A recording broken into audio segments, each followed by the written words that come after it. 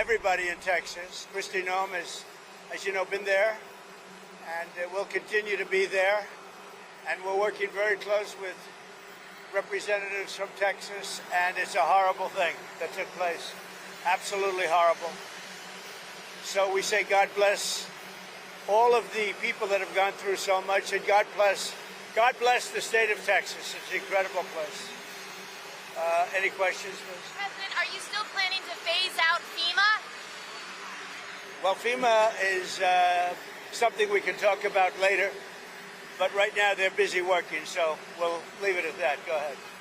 For the trade letters that you're sending out on Monday, Secretary Bessent said that it would be a 3-week extension and that rates could go back up to the April 2nd level on August 1st. Is that what we should... We're going to be sending letters out on Monday having to do with the trade deals. It could be 12, maybe 15. You know, Secretary of Commerce right here. And I guess, Howard, I would say it could be maybe as many as 15 or so.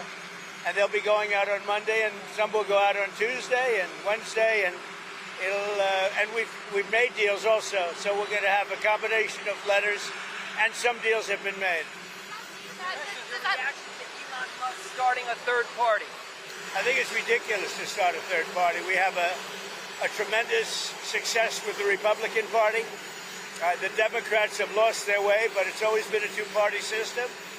And I think starting a third party just adds to confusion.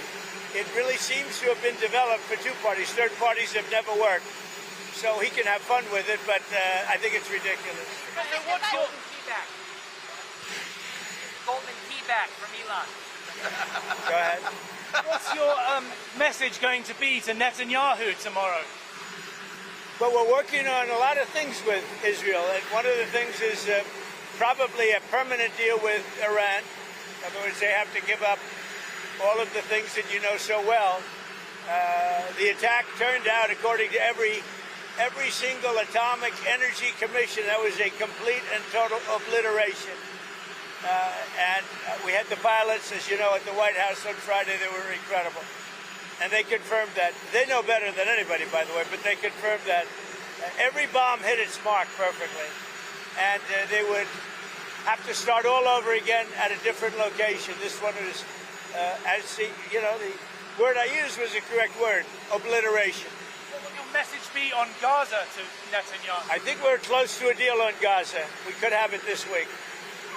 Democrats are claiming more federal cuts for the debts over in Texas. Yeah, go ahead. Another district president.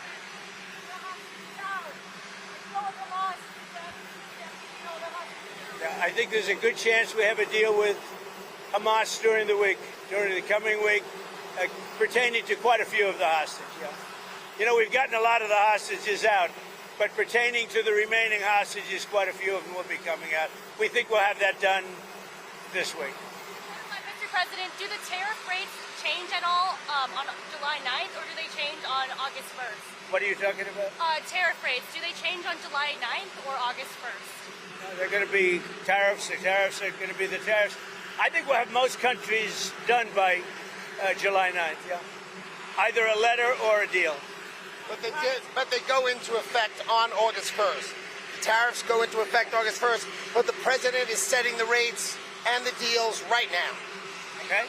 Are you investigating whether some of the cuts to the federal government left key vacancies at the National Weather Service or in the emergency coordination? No, They did not. No, they did. I'll tell you, if you look at that, what a situation that all is, and that was really the Biden setup. That was not our setup, but I wouldn't blame Biden for it either. I would just say this is a 100-year catastrophe, and it's just so horrible to watch.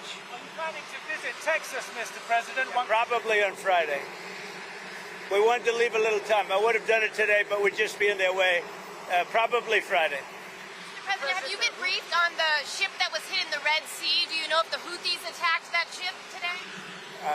We'll give you a report sometime tonight or tomorrow. The D.C. City Council has not approved a new stadium for the Commanders. If they don't approve it, will you step in? Well, we see what happens. I've been looking at the deal, and I don't blame them. They have to. It's a very important piece of property. It's a great piece of property. So We'll see, but if I can help them out, I will. You know, ultimately we control that. The federal government ultimately controls it, so we'll see what happens. I saw the plans. I saw the stadium. The owner's very, very successful and a very good man. I know him a little bit. And it would be a great place for the NFL to be there, I can tell you that. So if they want to negotiate a little tough, that's okay with me. Like to see the Commanders change the name back to Redskins? Well, you want me to make a controversial statement? I would. I wouldn't have changed the name, but that's there. It just doesn't have the same. It doesn't have the same ring to me. But you know, winning can make everything sound good. So if they win, all of a sudden the Commander sounds good. But I wouldn't have changed the name. Say it. Why not help Ukraine the same way you helped Israel?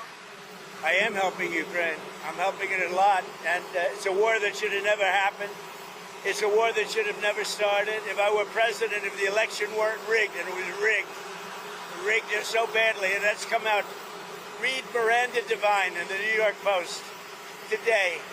The election was totally rigged, and if it weren't rigged, you wouldn't have a war with Russia right now, and you wouldn't have had inflation, and you wouldn't have had the horrible Afghanistan the way they left. Not that they left. We would have been out before them, but the way they left, I think the most embarrassing day in the history of our country. You wouldn't have had the October horror show with Israel and Hamas. You wouldn't have had any of it. You wouldn't have had the recent showdown with Iran. You wouldn't have had any of it. And you wouldn't have had inflation. So you said you had a strategic call with Zelensky the other day. What strategy did you I thought it discuss? was a good call. He's being hit very hard, as I said he would. He's being hit very hard, and I was very disappointed with my call with President Putin. I was very disappointed. Mr. President, in light of the floods, do you think that the federal government needs to hire back any of the meteorologists who were fired in the last few months? I wouldn't know that. I really wouldn't. I would think not. This was a thing that happened in seconds. Nobody expected it. Nobody saw it. Very talented people are there, and they didn't see it. It's, I guess they said, once in 100 years. They've never seen anything like this. So I wouldn't, I mean, people are trying to blame the school. They're trying to blame the camp. They're trying to blame. It's just a horrible thing. But no, I wouldn't say that, no. Secretary Ludnick, are you expecting any deals to be signed this week, and what countries are closest to that? Well, the president is right in the midst of discussing all sorts of deals with all sorts of countries, and the gentleman to my right's going to decide, and I'm going to be with him when he makes that decision. Thank you very much.